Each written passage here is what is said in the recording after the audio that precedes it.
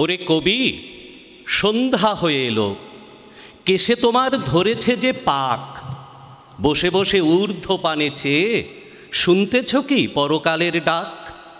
কবি কহে, সন্ধ্যা হলো বটে, শুনছি বসে লয়ে শ্রান্ত দেহ, এপারে ওই পল্লী হতে যদি আজও হঠাৎ ডাকে আমায় কেহ, যদি হোথায় বকুল বনোচ্ছায়ে মিলন ঘটে তরুণ তরুণীতে, দুটি আঁখির পরে দুইটি আঁখি মিলিতে চায় দুরন্ত সঙ্গীতে, কে তাহাদের মনের কথা লয়ে বিনার তারে তুলবে প্রতিধ্বনি?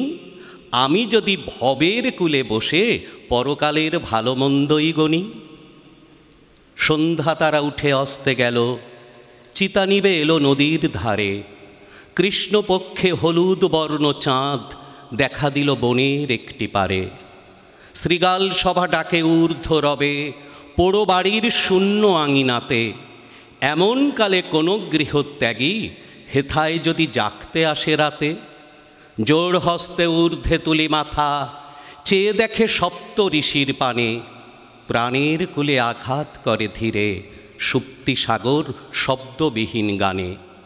ত্রিভুবনের গোপন কথাখানি কে জাগিয়ে তুলবে তাহার মনে? আমি যদি আমার মুক্তি নিয়ে যুক্তি করি আপন গৃহকোণে।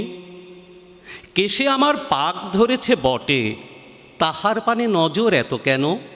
পাড়ায় যত ছেলে এবং বুড়ো সবার আমি এক বয়সী যেন। ওষ্ঠে কারো সরল সাদা হাসি, কারো হাসি আঁখির কোণে কোণে, কারো অশ্রু উছলে পড়ে যায়, কারো অশ্রু শুকায় মনে মনে।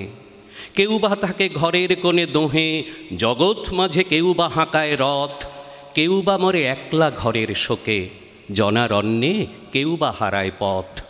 সবাই মরে করেন ডাকাডাকি, কখন শুনি পরকালের ডাক? সবার আমি সমান বয়সী যে, চুলে আমার যত ধরুক পাক।